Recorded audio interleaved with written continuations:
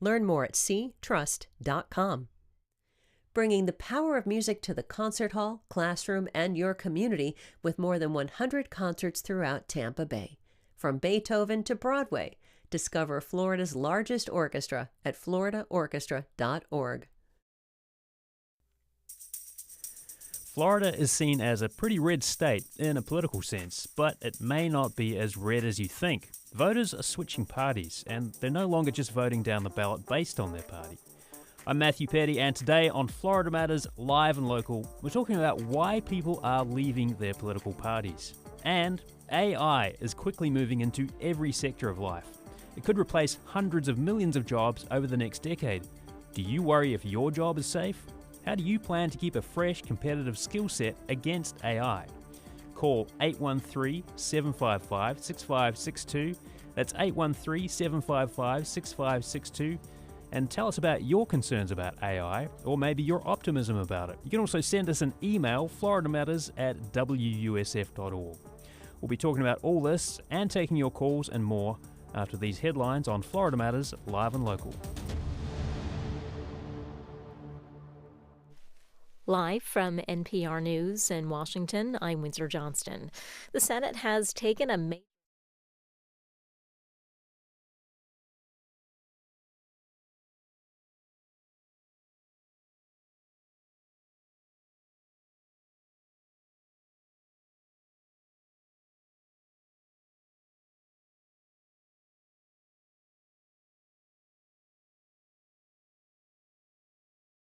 and cuts to the Supplemental Nutrition Assistance Program, also known as SNAP. It also reverses federal worker layoffs installed by the Trump administration during the shutdown and protects the workforce from more cuts for a few months to the end of January. That's NPR's Claudia Grisales reporting. The Supreme Court has declined to revisit its 2015 ruling that legalized same-sex marriage nationwide. The justices rejected an appeal from former Kentucky clerk Kim Davis, who refused to issue marriage licenses to same-sex couples after that decision. Davis sought to overturn an order requiring her to pay $360,000 in damages and legal fees. President Trump has issued a sweeping pardon of his allies related to the 2020 presidential election. The pardon names numerous campaign attorneys and people who met 5 years ago. NPR's Miles Parks reports that's when they tried to create alternate electoral slates. The document pardons all those associated with a plot to make false electoral slates that could have potentially interfered with the presidential certification on January 6, 2021. It names Trump campaign attorneys Rudy Giuliani, Kenneth Chesebro, Mark Meadows, and John Eastman, as well as dozens of other people who met often in secret to sign documents claiming they were legitimate electors in states actually won by Joe Biden. The pardons are essentially symbolic, as none of the people pardoned have been charged with federal crimes. Some are charged in their individual states, but the pardon has no impact on those cases. Miles Parks, NPR News, Washington. President Trump is meeting with the president of Syria today.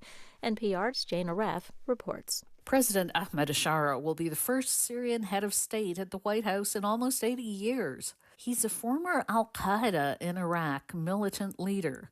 A year ago, he had a $10 million U.S. bounty on his head. His fighters toppled dictator Bashar al-Assad last December, and since then, Trump has decided that Shara is someone he wants to deal with. Most sanctions on Shara and Syria have been removed, but there are still some to be lifted. Trump is expected to invite Syria to join U.S.-led efforts fighting the militant group ISIS. For NPR News, I'm Jane Araf in Amman. Stocks are trading higher on Wall Street at this hour. The Dow was up 90 points, the Nasdaq up 378. This is NPR News in Washington.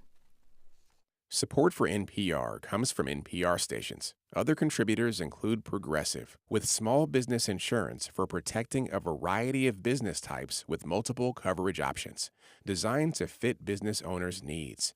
More about small business insurance is at progressivecommercial.com. You're listening to WUSF 89.7. I'm Craig Kopp. A high-speed car chase turned deadly when the driver plowed into a crowd outside an LGBTQ+ nightclub in Ybor City early Saturday. 4 people were killed and another 13 injured. The suspect, 22-year-old Silas Sampson, appeared in court Sunday. Another pretrial hearing is set for Thursday. Thomas Gleason is a retired police captain who works with Pursuit Safety. That's an organization that teaches proper vehicular pursuit techniques. He says he gets calls from across the nation about pursuits regularly. But this is absolutely worst one that I've ever received a phone call on. He says crowded environments like this make any pursuit extremely risky. You know, you got to consider that other vehicle's a 3,000 plus pound. I referred to it as a bullet, especially at speeds. Gleason says once a police helicopter is involved, like it was here, officers on the ground should back off. Florida Highway Patrol officials say they had stopped their pursuit before the accident. They say the blame rests solely on Sanders. New College of Florida will likely be one of the first institutions to sign President Trump's Higher Education Compact. That enables schools to access federal research grants subject to specific conditions. Amy Reed taught at New College for 30 years, serving as the faculty representative on the school's board before leaving last year. She's since joined PEN America's Freedom to Learn program. Speaking on the Florida Roundup Friday, Reed called the school's decision theatrical as it does not receive any federal research funding. I don't think it does anything to enhance New College's traditional mission as a public liberal arts college that serves the students and communities of Florida. Universities that sign the compact must eliminate DEI practices in gender studies programs, as well as place caps on international student admissions. So far, up to a dozen schools have rejected the offer. I'm Craig Kopp, WUSF News. Listener support powers WUSF. Funding also comes from David Reynolds Jewelry and Coin, Tampa Bay's gold, silver, and platinum bullion and coin source. David Reynolds Jewelry and Coin, all that glitters, bought and sold, on the corner of Central Avenue and 40th Street in St. Pete. Is your morning super busy? WUSF's Wake Up Call delivers the news you want in a quick and easy-to-read digest. Global, national, and local news, arts updates, and weather every weekday. Subscribe at WUSF.org. This is Florida Matters Live and Local. I'm Matthew Petty. We're broadcasting live from the Doctors Lorraine Rubis and Neil Frankel studio in Tampa. Well, coming up, we're going to talk about how and why Floridians are switching political parties, moving to and from Republican, Democrat, no party affiliation, and independent as well. But first, one story from the weekend to address the tragedy in Ybor City Friday night. 4 people were killed and 13 injured when a speeding driver plowed his car into a crowd outside Bradley's on 7th. Pride of Tampa organised a candlelight vigil outside the popular LGBTQ+ nightclub Saturday night. Survivor Richard Atwell spoke at the vigil as broadcast on Fox 13 Tampa Bay. If you guys are out here tonight and you don't know the person who's standing next to you, hug them, shake their hand. You never know what can happen next. You literally never know what can happen next. So just be kind to each other, be respectful, and above everything else, if you think that you want to go out and have a good time with your friends, just be responsible because you never know whose life you can affect. Well, officials said Florida Highway Patrol troopers had stopped their pursuit of the car, but some experts are wondering if they should have backed off sooner. I get phone calls from all over the United States regularly. I usually don't go a week or 2 weeks without receiving a phone call or some pursuit, but this is, I can tell you, is absolutely worst one that I've ever received a phone call on. Well, that's Thomas Gleason, who teaches law enforcement vehicle pursuit techniques. He told WSF's Emma Brisk, a crowded environment like Ybor City on a weekend night is an extremely risky place for a police pursuit. You actually had a helicopter up. One of the things we talk about pursuits and pursuit policy, once you have an air unit up, that air unit takes that pursuit over. The purpose of that is if the person that is being pursued knows and thinks that you have backed off, it increases the likelihood of him decreasing his speed because he thinks he's got away. Well, the suspect, 22-year-old Silas Sampson, appeared in court on Sunday. He's being held in jail and he's facing multiple charges, including vehicular homicide and aggravated fleeing. He's due to appear in court again on Thursday, where the court will decide if he'll be able to get out of jail on bond. We're going to be talking more about this story on Florida Matters Live and Local in an upcoming episode. If you have questions about what can be done to make the streets safer, email us. The email address is floridamatters@wusf.org. And follow wusf.org for more updates on this story. We're now to politics and Floridians shifting allegiance to the major parties. The number of registered Republicans surpasses Democrats in this once purple state, but a big chunk of voters are saying no to the two major parties and identifying as NPA, no party affiliation. Megan Bowman is with WUSF's Your Florida team, and she joins us now. Megan, thanks for being here. Sure, thanks. And if you've changed party affiliation, tell us why. Call 813-755-6562. That's 813-755-6562. You can also send us an email, FloridaMatters@WUSF.org. Well, Megan, let's talk about the last 5 years in voter registration. What's changed? Right. So 1972 to 2020, Democrats had the lead, right? They had the most registered voters. And then post-pandemic 2021, Republicans took the lead, and it was a pretty small majority. And then since then, up to 2025, they've increased it now over, by over 1 million. Mm-hmm. And I do want to note, too, with NPA, Democrats, and Republicans, they've all gained voters from 23 to 24, which tracks, right? Because it was an election year. But this past year, 24 to 25, all three of those main groups actually lost registered voters. And when you think about NPA, no party affiliation, it's about 29%, 28.7 I think is the figure there, are NPA or registered with a third party. That's a pretty big chunk of the electorate. So what's going on there? Yeah, it's about a third, right? So really, the minor parties, that's a really small number, maybe about like 3% of voters. And then you have those NPAs at about 25%-ish, Republicans at about 41%, and then Democrats at about 31% as far as registered voters in the state. And we should note too, I mean, you mentioned it, but what's the difference between a voter registering NPA, no party affiliation, and a voter registering independent? Or is it a distinction without a difference? No, there is. And a lot of times I've heard people kind of misuse it, like they use it interchangeably, but they're actually quite different. So independents are a minor party. It's actually the independent party. It's the independent party, right? And no party affiliation is exactly that. They are not affiliated with any party. You're a voter without a party. Exactly, yeah. Okay. Now, you talked to some voters about their party affiliation. Let's just hear from a couple of them now. I haven't changed that much, but I feel like the party has. And, kind of the party abandoned me. They didn't drift further to the right. They took a hard right turn. They yanked it off the road, off the rails. I started finding that there was never anything on my ballot during primary times. It'd just be like, why aren't I getting a ballot? And then I'm like, oh, because I'm in such a red area that, it's mostly GOP primaries. All right, so you heard there from Terry from Orlando, followed by Nina from Pensacola, and both asked not to use their last names. They're worried about retaliation.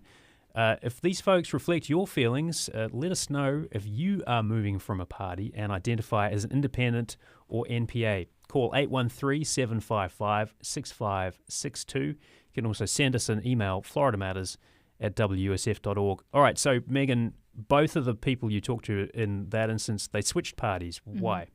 So Terry grew up a Republican, and one of his first memories, he said, is going with his mom to vote for Reagan in 1980.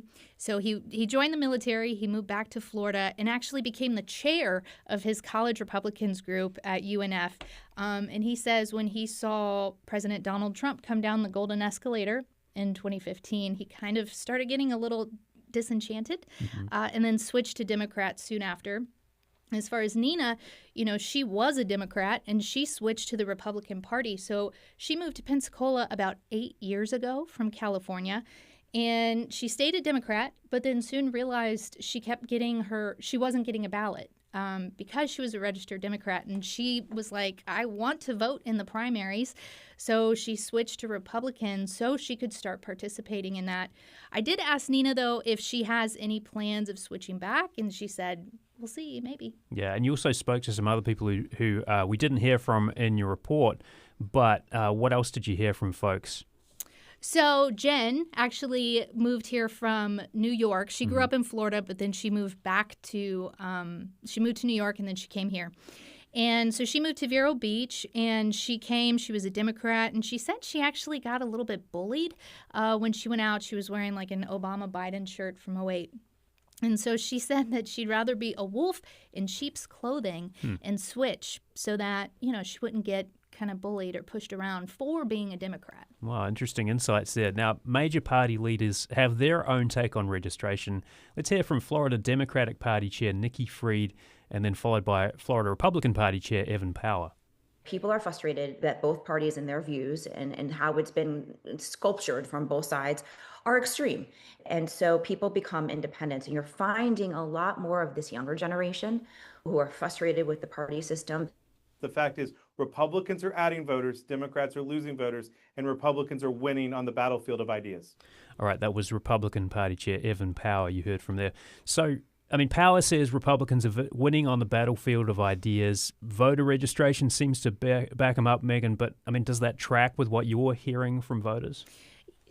Look, in the voters that I talked to, and even when I put a, post out for social engagement to find out kind of where people stood, I think there's a lot of nuance to why people register that way, whether it's, what retribution from your friends, your family. Some people said, I'm scared if I'm a Democrat, I'm going to be put on some list, and that might impact their ability to get a job or housing in the future. Others just say they're, like some people switched from Democrat to NPA and said, I'm disappointed with the party. And let's just hear from Kelly Smith. Kelly is a political analyst with Stetson University that you talked to. We did hear from Florida's GOP leader earlier sounding very bullish on his party, but here's Kelly Smith's take on that. The statewide races, I think, are still up for grabs. I still think a Democrat could absolutely win a statewide race here in Florida. I think we need a few more election cycles to determine whether really the move to a solidly red state is done. All right, so what are some of the reasons that Smith said she's still kind of reading the tea leaves a little bit in terms of these elections, right? Not ready to say for sure it's a totally red state. Well, like she said, right, there has been a lot of talk that because Republicans hold such a strong majority of voters that this is now a red state. And she's just saying, no, we need to see a couple more election cycles. Like we just saw on Tuesday, there was actually some local places that did go blue. Miami, for the first time in 28 years, could have a Democrat as mayor. Wow. Now, they're going to go to a runoff, right? But, basically, like I said, she wants to see more elections, more data. Now, she did talk about a 2023 poll also that Stetson University did that found both major parties feel unfavorable towards that party. So there is kind of this idea of people just lukewarm with what's going on. And just an email here from Terry who writes, I've switched from NPA to Republican. I'm tired of having no voice in the primary elections. As a registered Republican, I can vote against the most extreme right-wing candidates in the race. Thanks for that email, Terry. If you've got some thoughts as well, you can also send us an email, FloridaMatters at WUSF.org. WUSF's Megan Bowman joining us for this part of the show. She's with the Your Florida team covering politics and how it affects you and your neighbours. Find her reporting on WUSF.org. Megan, thank you so much. Thanks. Well, coming up next, Florida is one of the worst states in the nation for untreated lung cancer. We'll talk about why in a moment when Florida Matters Live and Local continues. Stay with us.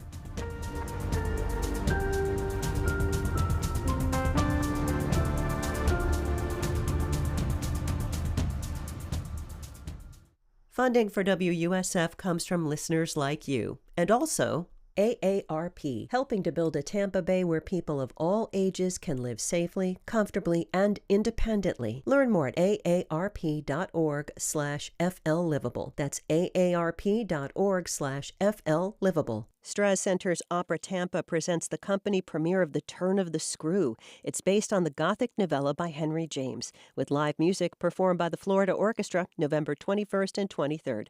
Tickets available at operatampa.org. I'm Scott Tong. World leaders are gathering in the Brazilian Amazon for COP30, this year's UN Climate Summit. Absent from the meeting are leaders from the biggest contributors to climate change, China, India, and the U.S. President Trump has called climate change a con job. So what can COP30 accomplish? Next time, Here and Now. Join us this afternoon from 1 to 3 on WUSF 89.7. Welcome back to Florida Matters, live and local. I'm Matthew Petty. Florida is one of the worst states in the United States for untreated lung cancer. A study from the American Lung Association ranked Florida below average for early diagnosis and treatment. It found Florida is the 45th worst state for untreated lung cancer, and nearly 27% of lung cancer cases aren't treated at all. It's an alarming statistic because lung cancer is the deadliest form of cancer in this country. Well, joining us to talk more is Brenda Connolly. She's the chair of the Lung Association's Gulf Coast, Florida Board and administrator of the Thoracic and Sarcoma Program at Moffitt Cancer Center. Brenda, thank you so much for being with us. Well, thank you for having me. And just to bring attention to this report, it's alarming that just in general, lung cancer is a devastating disease, but then even in Florida, the lack of treatment, it's dismal. And some of the reasons, we still, especially at Moffitt, trying to find out why are people not getting treated. Part of it is from when someone's diagnosed with lung cancer, it's usually they go to their physician when the symptoms present themselves, so they're very sick at that point. Very advanced, yeah. Yes. So some just may forego treatment. There's terrible stigma around lung cancer because you think why is that? People think it's a smoking disease, which it is. 80% of lung cancers can be contributed to smoking. But there are other factors, and we're seeing more and more women, more and more non-smokers being diagnosed. And for the listeners out there, I really want to encourage them not to succumb to that stigma because right. So there if you is get help. that diagnosis, Yes. get treatment. I wanted to step back for a moment, though, if I could, and just talk about how common it is, because I was looking through the stats, and I'm not sure how these numbers track, but 53 new cases per 100,000 people a year, right? Yes, yeah. Is that sort of bad compared to other states? We're higher than average. We're definitely higher than average. And you think we have 23 million people. Yeah. So it's a do lot. the math. Yes. And the majority of those are late stage. They're being diagnosed later. But there is help. And then what's the survival rate? Like if you get that late stage diagnosis? 10%. Wow. So, but there's screening. So if you do catch the lung cancer early, your 5-year survival rate increases to 65%. And we do have amazing stories out there because there are clinical trials that, people being diagnosed at late stage put on a clinical trial and they do survive because we've made lots of progress. If you're just joining us on Florida Matters Live and Local, we're talking about Florida's lung cancer rate and the rate of untreated lung cancer. It's higher than a lot of other states in the country. Talking with Brenda Connolly with the Lung Association's Gulf Coast, Florida Board. Do you have some idea? You've sort of been looking into this, right? And the study kind of outlines some of the alarm factors, right? The lack of treatment for folks who are getting these treatments and some other factors. But do you have a sense of why it is that Florida is below average when it comes to early detection, for example? No, I think that we're trying to make a difference by getting the screening. So only 18% of folks that are eligible in Florida get screened, which is much lower than the national average. At Moffitt, and just kind of talk just a little bit about that, is we just hit our 1-year mark of we have a mobile lung screening unit, so it goes out into the community to screen folks, underserved, people that don't have access. And I do think in Florida, it's probably partly lack of access, underinsured, lack of education by the provider as well as patients. So part of that is just trying to get out there and make folks know that there's screening out there that could save your life. You alluded to this earlier, but let's just go back to it if we could. What groups of Floridians are more at risk of lung cancer than others? Smokers, and definitely smokers, secondhand smoke, lower socioeconomic folks that might not have access to it. I would say that is probably some of the top high risk folks. And then tell me more about this mobile unit. Like, how long has that been operating for? It's the only one in the state of Florida, and it's been out for a year.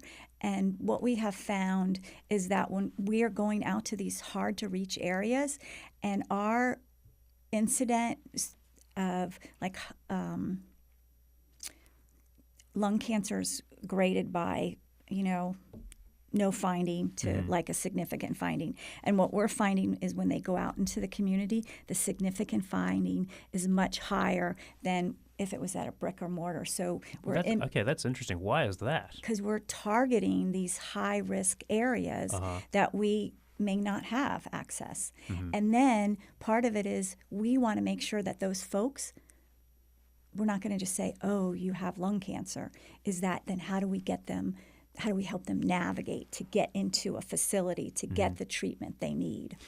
Let me come back to the stigma aspect of it, though, too, because even if you're going out to an area where you think, okay, there may be some folks out here who have an undetected cancer, we want to get them in and screened. But if there's this kind of stigma around it, like, is there some work that has to be done to persuade people to actually step into that van and get the scan?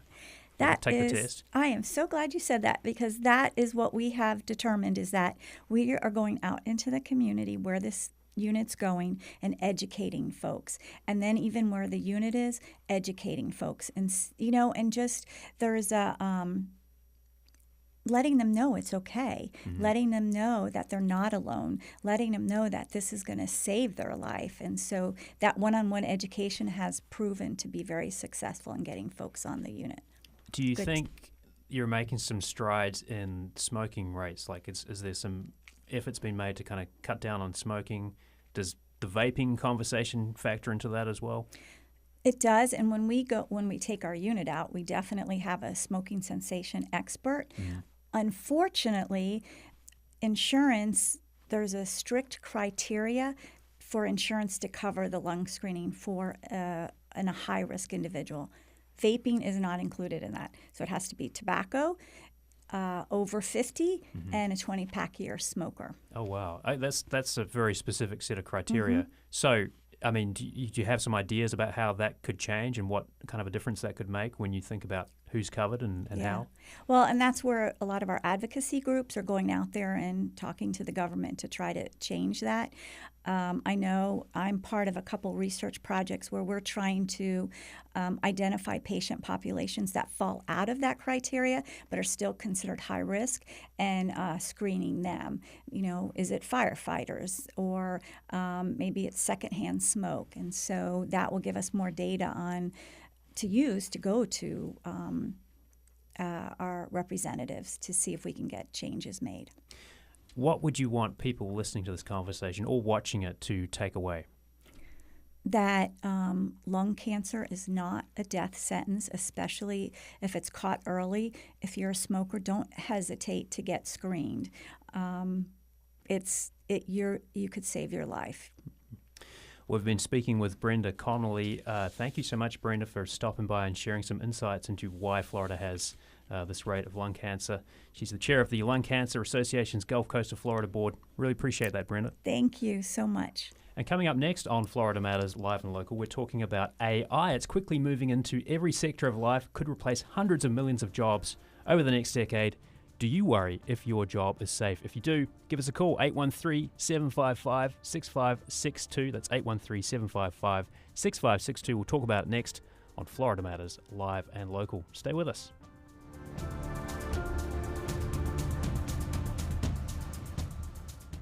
WUSF depends on contributions from people like you. And Tampa General Hospital, the region's only academic health system. Together with USF Health Morsani College of Medicine, TGH delivers groundbreaking innovation and life-saving care.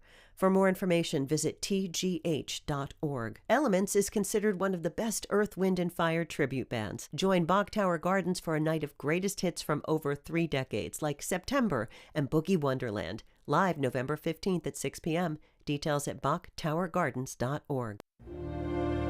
On the next Fresh Air, Academy Award winner Tim Robbins talks about Topsy-Turvy, the new play he wrote in response to pandemic isolation. From The Shawshank Redemption to founding the Actors Gang, Robbins discusses how his commitment to creating politically relevant art has shaped his 4-decade career. Join us.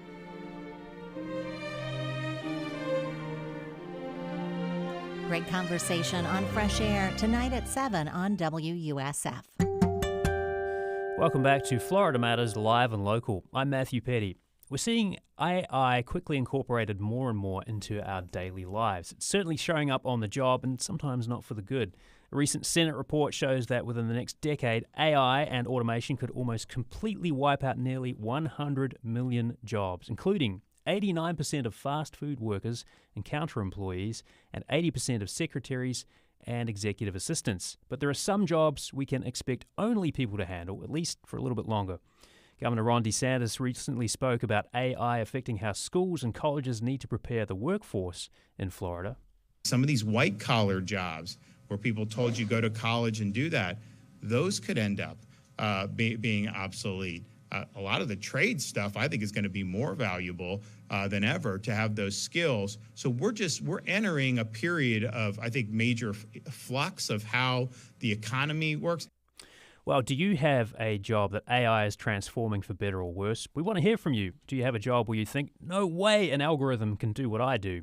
If you're a real person, give us a call, 813-755-6562. That's 813-755-6562. You can also send us an email, FloridaMatters@WUSF.org. Well, to tell us more about some of those jobs and skills you might need to compete with AI, one of those AI-proof jobs might be moving furniture. We're joined by Dan Whalen, Senior Vice President of Operations at College Hunks, Hauling Junk and Moving. Dan, thanks for being here. Thanks for being here, Matt. And in terms of AI-proofing jobs, we have Olivier Mallour, Vice President of Community and Government Affairs at Junior Achievement Tampa Bay. Olivier, thank you as well. Thanks so much for having me, Matthew. All right, so let me start with you, Olivier. A Junior Achievement poll found that 57% of teens worry AI could hurt their future job prospects. I mean, is that kind of happening now, though, with some traditional fast food jobs, for example?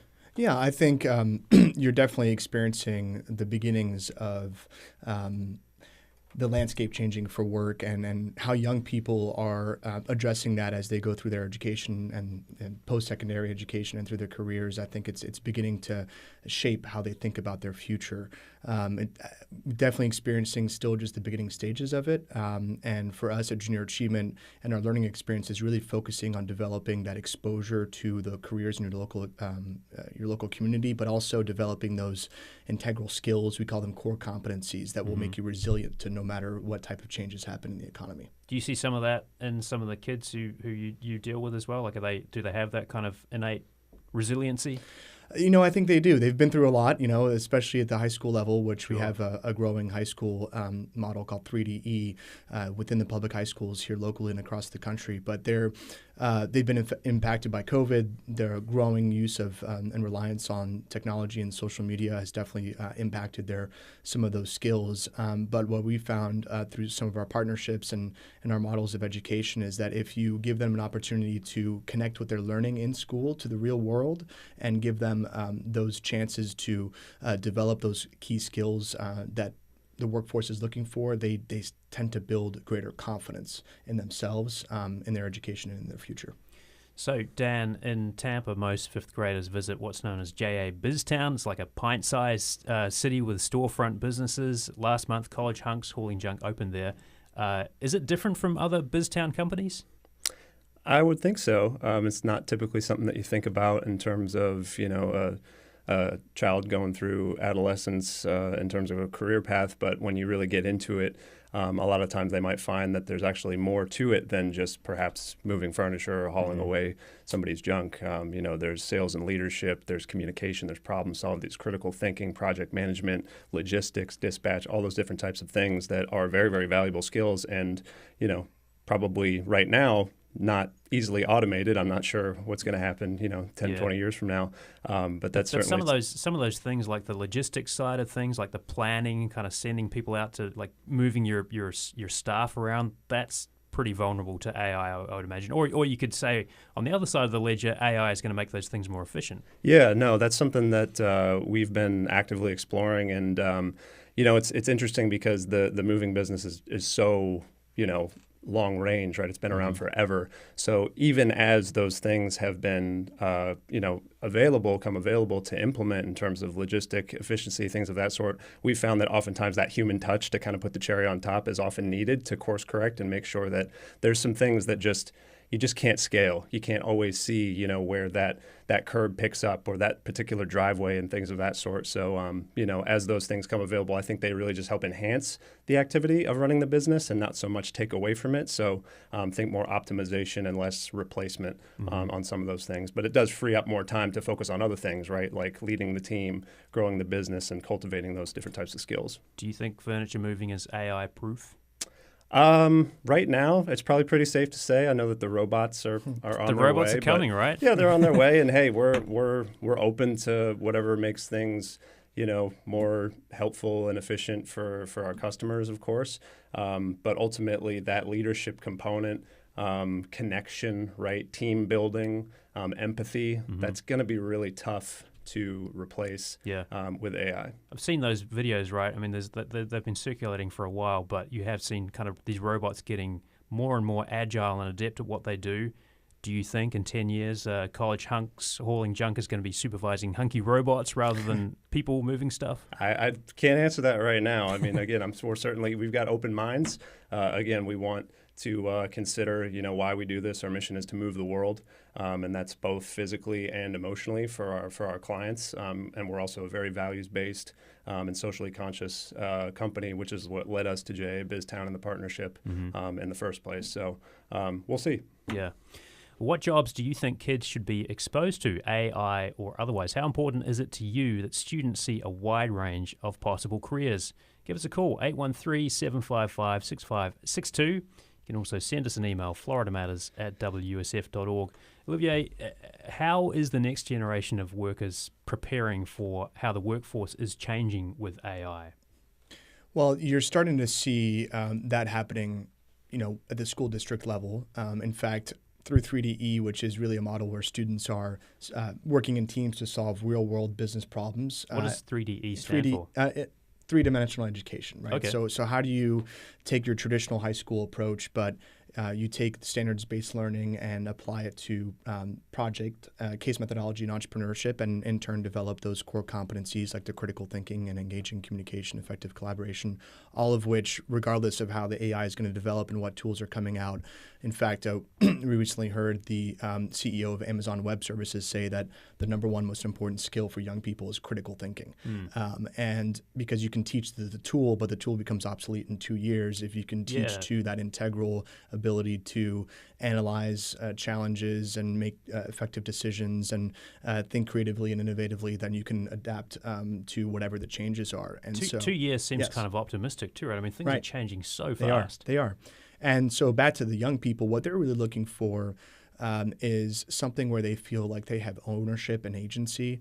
I think that kind of corporate model, you've seen a lot of changes within larger employers, kind of, the work-life balance, the how can we provide our employees with a platform to feel like what they're, to your point, Dan, with the leadership, like they can provide solutions, they can provide, their initiative can be rewarded, they can, work more creatively to solve whatever challenges their job requires them to solve, as opposed to that more kind of top-down structure that we've seen really for the past 100 years. And that also plays into the workforce in college. There's more and more debates over whether or not the traditional four-year approach is right for everybody, and to have a partner like College Hunks that has a tremendous track record of having that great pipeline, whether you're still in high school, after high school, going to college or not. You can really grow and develop as a franchise owner or as a leader within the organization. And I think those types of organizations are going to succeed more and more, that are willing to take a chance on the actual prospect as opposed to what their credentials may be. And so for us as an organization, we're really focusing on what does that future of workforce development and education look like, so that our business partners feel like we're a solutions provider to building their future talent pipeline. Got it. If you want to reach out to us and tell us what you think about AI and the workforce, if you're worried about it taking over your job, or maybe your kids, you're worried about how to future-proof their job prospects, send us an email, FloridaMatters@WUSF.org. Dan, what skills do you think, or are there some new skills that you can sort of see helping the next generation of workers kind of future-proof their jobs with the advent of AI?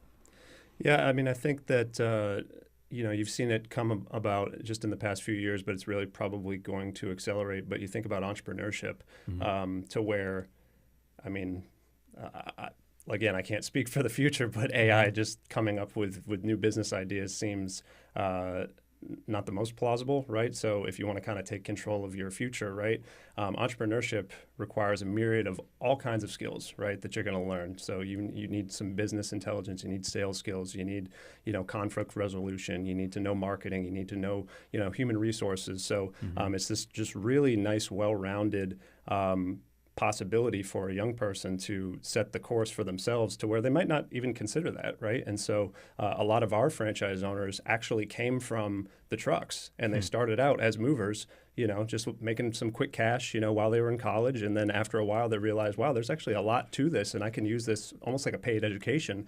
And then next thing you know, 5 years later, they're opening their own franchise in their hometown. So, I would love to see that. I think entrepreneurship is the lifeblood of our economy in many ways. And so the more that kind of comes to fruition, I think that there's a lot of good to come from that. They've got to get their foot in the door first, though, right? And it seems to me that one of the concerns a lot of folks have is, like, are there going to be these entry-level jobs? Like, I mean, I know it's not your kind of area of expertise, but like folks who are in the fast food industry, like the counter service, those jobs are kind of getting swallowed up, it seems, by automation. So, I mean, is that something you sort of think about? Because a lot of what I'm hearing from you and Olivier is like these things are kind of maybe for folks who are looking to kind of move up the business chain and kind of get to the top, but you've got to start somewhere. Yeah, and I mean, we'll see as far as those entry level roles and how they're affected to where folks will come in. But if you think about, again, I use that example of the folks working on the trucks, right? Myself, for example, I came up in sales. That's where I got my start, right? And AI will definitely help with a lot of sales. It already is, but there's also certain size sales of certain deals that need to get done where it's a human-to-human interaction. That's where the decision is going to get made, and it's ultimately going to be built on trust, right? So there's alternative routes, and it might just be an opportunity for those young folks to step back and take a look at, hey, is this really what I really want to do? Or based on who I am and working with the folks at JA BizTown have discovered that I actually have a niche in this area that I could actually leverage to go about in a path that I, otherwise wouldn't have considered without the AI disruption. Yeah. Olivier, do you have some advice for grown-ups? Like if they have an AI replaceable job, what should they be thinking about? Well, I think I would give them the same advice that we would give our students, and following off of Dan's point. And it's funny, we were talking about this in the green room with the other guests. I think what will make any candidate, regardless of their age or their education or experience, stand out is their ability to develop a professional network, their ability to communicate effectively in person, written communication, vocal communication, their ability to leverage relationships. Is that, and let me just kind of stop you for a moment there, but I think, the pandemic, like the start of that in 2020, that really kind of put the brakes on a lot of that for everybody. For everybody. Younger folks especially, though, right? So is that something we're still trying to overcome in terms of a hurdle? Absolutely. And if you look, one of the biggest challenges in education that happened because of the pandemic was an increase in what we call chronic absenteeism. That's where you miss, over 40 days, throughout the school year. And we've learned that with our high school model, we see up to a 20% reduction in chronic absenteeism. And that's just by virtue of connecting what students are learning in the classroom to business to entrepreneurship, bringing in people from the outside in, like the volunteers from College Hunks, right? And building that pipeline of exposure to what exists in your community. And then also letting our students know that, hey, you've got a CEO coming in today, like you better get ready because this person can offer you a job or some guidance or some mentorship. And I think it's kind of funny. That's been what has, built this country and this economy has been kind of that collaborative spirit, that putting yourself out there, taking risks. And I think that that's going to be continued to what makes people resilient to all these changes in technology. Well, we're going to have to leave the conversation there, but thanks for the discussion. Olivier Mallour is Vice President of Community and Government Affairs at Junior Achievement of Tampa Bay. Thanks, Olivier. Thank you, Matthew. And Dan Whalen, Senior Vice President of Operations at College Hunks, hauling junk and moving. Dan, thank you. Appreciate it, Matthew. Well, coming up next, the impact of Hurricane Melissa on Jamaica. You'll hear from our reporter Octavio Jones. He was in Jamaica when Melissa made landfall with winds up to 185 miles per hour. He's been talking to people in the worst affected parts of the island. And you're going to hear that conversation coming up next on Florida Matters Live and Local. Stay with us.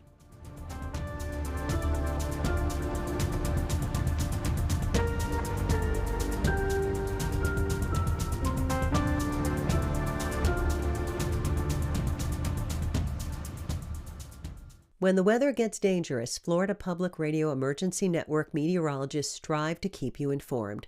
You can stay up to date year-round on WUSF and on the mobile app Florida Storms, supported by WUSF and Citizens Property Insurance, online at citizensfla.com. This is the season when philanthropy and financial planning come together. Community Foundation Tampa Bay helps you maximize your year-end charitable giving while making a lasting impact. Learn more at cftampabay.org. I'm Peter O'Dowd. During the pandemic, the cruise industry struggled to stay afloat. Today, people are climbing aboard in record numbers. You might actually say COVID helped clean up the industry so that people know this is a safe place to come. That's next time on Here and Now.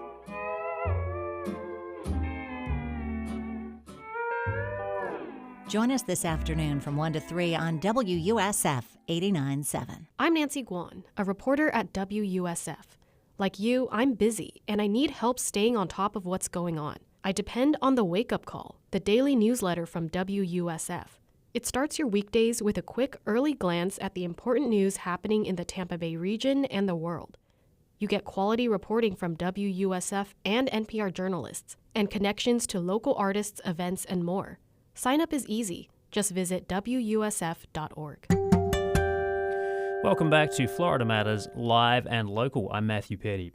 How do you rebuild a community when 90% of it is destroyed? The eastern half of Jamaica escaped the worst damage from the most powerful storm Jamaica has seen, but in communities like Black River on the western side of Jamaica, the 185-mile-an-hour winds from Hurricane Melissa tore buildings apart. And journalist Octavio Jones was in Jamaica when Hurricane Melissa made landfall 2 weeks ago. He's a regular contributor to WUSF, and he joins us now. Octavio, thanks for being here. Oh, thank you. Thank you, Matthew, for having me back. Also with us is Amit Mahbubani, General Manager of Rock Hotel Kingston, which is affiliated with Hilton. Amit, thank you as well. Hi, thank you for having me. And so, Octavio, you've been traveling around the island of Jamaica, including to some of the worst affected towns. You spoke to locals after Hurricane Melissa, including Jennifer Baker in St. Elizabeth's Parish, as she stood among some of the devastation outside her home. Let's just take a listen. Right now, my belly I run same way. Right now, my belly I run. Me not even appetite me no have with this hurricane. Every fruit tree, everything gone. We just sit on our window and look out so. But I got work still, you know. I got work. We can't really say do anything about it. You understand? We just have to sit down and look. Me don't have no appetite right now, but me thank God for life. My life spare, and that's the greatest. Wow. So you talked to Jennifer Baker, like in one of the worst hit parts of the island, and basically saying she doesn't have the appetite to eat, but she's alive, and that's it. Yeah, and what's interesting about where we are in that exact location, where St. Elizabeth Parish, that's sort of it's considered it's the is known as the breadbasket of Jamaica. I mean, just where the rest of the country, where it depends on St. Elizabeth's Parish, the breadbasket per se, of its agriculture, right? What feeds the rest of Jamaica, right? And that area, that region where it's impacted, just to see such devastation, what people depend on, the agricultural business of their crops and farmers that was severely impacted by this. It was these folks were definitely to just see just total destruction and devastation by that. What does it look like? What did it look like when you were there? It's very cliche when we talk about, you go to some areas, especially we all too familiar with hurricanes coming to Florida, right? You hear it all too often, as if a bomb was dropped on this place, right? And it's exactly this. I never experienced that, but however, that's what it felt like. When you see that, you're driving through the countryside, how pretty. If you've been there before, how beautiful it is, and it was before the hurricane. And before it landed. You've seen Jamaica before? Yeah, no, my first time. But when you go to the Caribbean, right, you see such this beautiful landscape, right, and when we taken the country roads on the countryside, and we are driving through these roads that were somewhat impassable. Right, trees all over the place. You're looking at bark that's completely ripped off the trunks, as if it was some sort of wasteland, as if I'm watching in a movie per se. And you just see just this sheer destruction of winds up to almost 200 miles an hour. Right, you just see just homes just ripped off its foundations. It's astounding to me that there are still some walls standing in some of those places like Black River. Yeah, it's interesting because as if you see walls standing, but if you are building a home, right? If your home is just a shell of cinder blocks, it seems like you sort of escaped that destruction. But if you had a home, if you had a aluminum roof or a wooden home, that was totally gone. It was very, very reminiscent of what we saw at Hurricane Milton and Helene last year. Yeah, I was going to ask you. I mean, how did it compare? Do you was there a sense of deja vu for you looking at some of that? It was a sense of deja vu, even going back to Hurricane Ian, what we saw in Fort Myers a few years ago. It's just how things were just sort of these homes that you would see that was on their foundation. You would see them either shattered as they were like toothpicks, or you may have seen a shipping container that was once at a port, maybe 400 yards away inland. To document that, you're saying to yourself, I can't believe of what force that was so strong to move a building or a structure, hundreds of yards away. Yeah. Right? So. Let me bring Amit into this conversation with Rock Hotel Kingston. Amit, so what do things look like in Kingston? You're on the southeastern coast of Jamaica. What kind of damage did you experience there? Well, first of all, I want to say that we were actually a bit more blessed on this side with the damage. Given the whole, hurricane that happened, it was pretty much targeted to hit this side. And last minute, Melissa changed course and kind of hit towards the west coast. So damages here we had damages that very minimal comparing to, on the other side, and everything is relative, right? So we were just, my team and I, we were here, we prepared as best as we could. So we were able to mitigate a lot of the challenges that could have happened. But few, plants, trees here and there, but nothing as crazy as how Black River and Westmoreland and that side got affected. Yeah. Jamaica relies on tourism for a pretty big slice of its economy, right? I mean, one figure I read, Jamaica earns more than $4 billion from tourism. I'm wondering how big an impact this storm is going to have now and in the long term when you think about the tourism. Well, I think, you see, the West Coast is where all the nice beaches are, and that's where tourism thrives, right? But essentially what happens is, or what's happening now is lots of the hotels are closed. I know visitjamaica.com, the Jamaica Tourist Board, has put out an announcement with when these hotels are going to open and their actual dates. From Ocho Rios coming down to Kingston, we're all pretty much open. So I guess we're basically trying to get the market share that would have gone to the west side to this side. But at the end of the day, we have to think about tourism workers and their families and so forth. So I know lots of relief agencies are down here helping out the West Coast. So at the end of the day, it's all hands on deck on the road to recovery. And what is Kingston look like at the moment? Has it become sort of a hub for those recovery workers? Does it sort of feel a little different right now? That's correct. Even my hotel right now, we're pretty much to occupancy, given that we have like, military persons staying with us. Lots of different relief and charity organizations that have come down. So not just my hotel, but word on the ground is that all the hotels are pretty much at occupancy, given that everyone has come down to assist Jamaica on a whole. Yeah. I wanted to come back and ask you about a photograph that you posted, Octavio, on your Facebook page. It's of you holding a little boy, and the backdrop is like this house with a structure with blown out windows. What's the story behind that photo?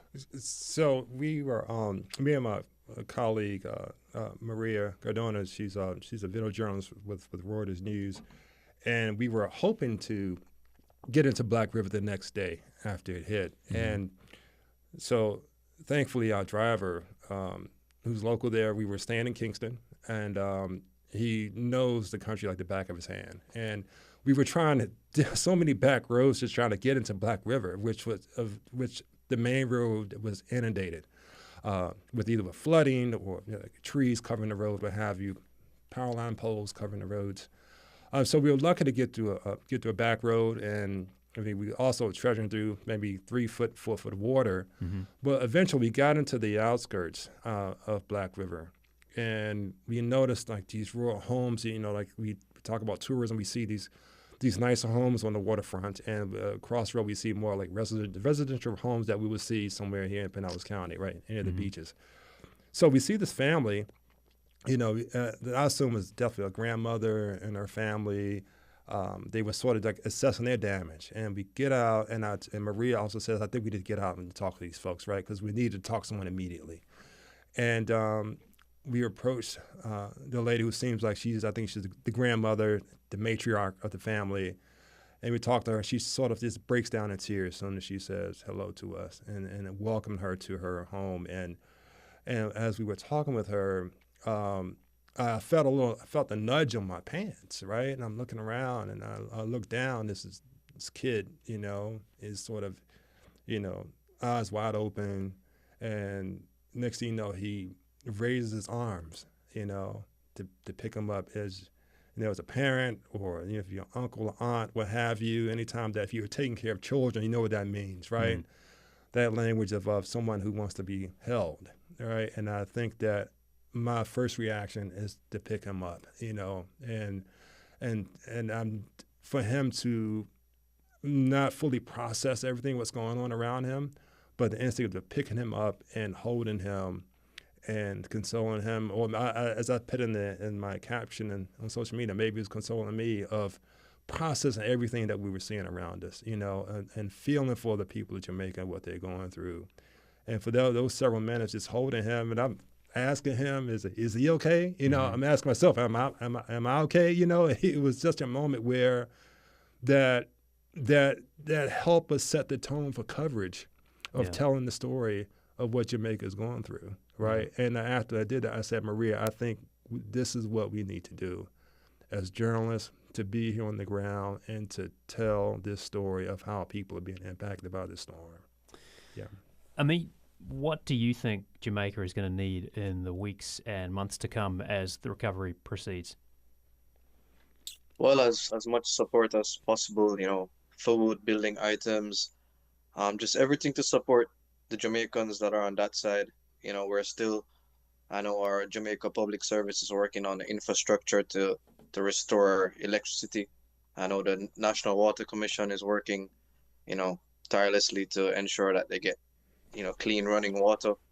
And then of course we've been getting lots of Starlink donations to ensure that there's connectivity so that families can reach out to each other and to ensure that there's some sort of communication and they know that they're okay. But those are the main things that I think we need right now. Food, shelter, clothing, and of course just communication. That's really critical right now. We've been speaking with Amit Mahbubani, General Manager of Rock Hotel Kingston, which is affiliated with Hilton. Amit, thank you so much for joining us. Really appreciate it. Thank you for having me. And with us also journalist Octavio Jones, who was in Jamaica when Hurricane Melissa made landfall about 2 weeks ago and has been traveling around and reporting on what he's been seeing there. Octavio, thank you as well. Okay, thank you. Well, tomorrow on Florida Matters Live and Local in honor of Veterans Day, we'll bring you voices of veterans from around the Tampa Bay region. You'll hear about a program helping veteran entrepreneurs and the special connection between the Tuskegee Airmen, the nurses who looked after the pilots, and Sarasota. That's our show for today. Florida Matters executive producer is Grayson Doctor. Our producer is Amelie Horace. Lily Belcher is our intern. Our engineers are Jackson Harp and Gio Garvin. Jackson composes the music. Chandler Bolcom handled the video today. Subscribe to Florida Matters wherever you get your podcasts. Thanks for watching and listening. Tune in to This Old House Radio Hour this weekend for home improvement, DIY, and restoration. Each week brings home repair questions, expert advice, and stories of craftsmanship and renovation. Sunday morning at 11 on WUSF, sponsored locally by New South Wind.